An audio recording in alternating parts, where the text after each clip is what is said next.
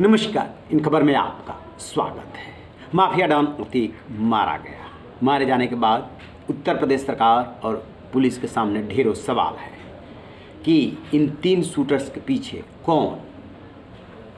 न्यायिक आयोग बन गया, SIT बन गई, जांच हो रही है, जांच होती रहेगी। इस बीच एक से बढ़कर के एक बातें निकल करके आ रही है। अतीक जब साबरमती जेल में था तो एक व्हाट्सएप चैट किया था बिल्डर मुस्लिम के साथ। वो अब चैट लीक हो गया है। उस चैट में साफ साफ वो कह रहा है कि जो तुमने असद से पैसे लिए थे वो, और जो पैसे तुम्हें देने हैं वो तुम दे दो, इसी में तुम्हारी भलाई है।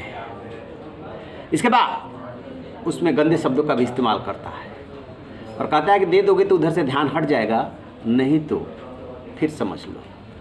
ये चैट बहुत तेज़ी से वायरल हो रहा है।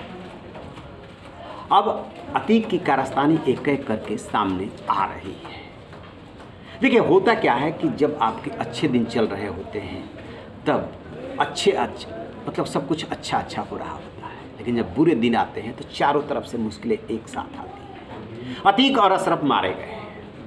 अब क्या है कि जो उन्होंने जराइम की दुनिया से धन इकट्ठा किया था और काला साम्राज्य खड़ा किया था हजारों करोड़ का, अब खबर आ रही है कि उसके लिए आपस में सिर फुटअव्वल होने जा रही है। चूँकि उमेश पाल हत्याकांड में पत्नी शाइस्ता परवीन फरार हैं, आज सरेंडर करने वाली है, ऐसी खबरें आ रही हैं। करेंगी नहीं करेंगी कुछ नहीं कहा जा सकता।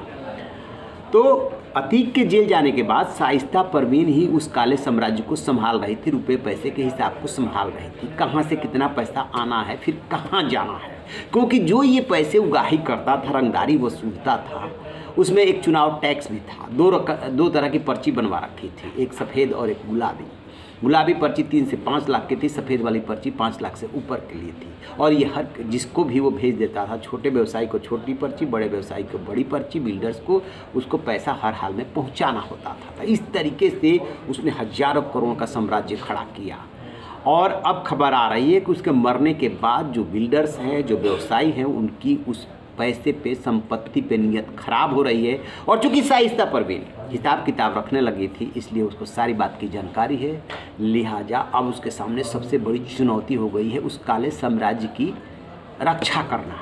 और इधर असद जो मारा गया है, उस व्हाट्सएप चैट में असद का भी जिक्र है, उमर का भी जिक्र है। असद ने उसको पैसे दिए थे, उसको लेकर के उसने उस मुस्लिम जो नाम है उसको फ़ोन किया और धमका रहा है कि पैसे दे दो। वो भी बातें सामने आ गई है, वो भी पब्लिक डोमेन में आ रही है। तो एक एक करके अब परतें खुलने लगी है कि अतीक ने क्या क्या किया था। ये बात अलग है कि जब तक वो जिंदा था तब तक कोई, बेशक वो जेल में था, लेकिन मुंह खोलने की हिमाकत कोई नहीं कर रहा था। सबसे बड़ा सवाल ये है कि ये चैट कहाँ से लीक हुआ? क्या अतीक के फ़ोन से हुआ या मुस्लिम ने लीक कराया? ताकि ये सब पता चले कि किस तरीके से वो वसूली करता था। सब कुछ जानबूझ के किया जा रहा है, सोची समझी रणनीति के तहत किया जा रहा है। इसमें एक मंत्री का भी नाम आ रहा है, कई राजनेताओं के नाम आ रहे हैं, बिल्डर्स के नाम आ रहे हैं, व्यवसायी के नाम आ रहे हैं, और जो 3 लड़के सामने दिखाई दे रहे हैं, अब बाबर का नाम आया है, कानपुर वाले बदमाश का, कि उसने ये हथियार दिए थे। छानबीन चल रही है, वहाँ भी पुलिस पहुँची हुई है, जगह जगह पे छापेमारी हो रही है, शाइस्ता के ठिकानों पे भी छापेमारी हो रही है। इस कहानी की परतें खुलने में अभी वक्त लगेगा, क्योंकि 40-44 साल का इसका काले साम्राज्य का जो ये धंधा है, उसका हिसाब किताब इतना जल्दी नहीं हो सकता। सब कुछ एक एक करके सामने आएगा और हम आपको अतीक के किस्से बताते रहेंगे। रहिए बेखबर, देखते रहिए इन खबर। Thank you.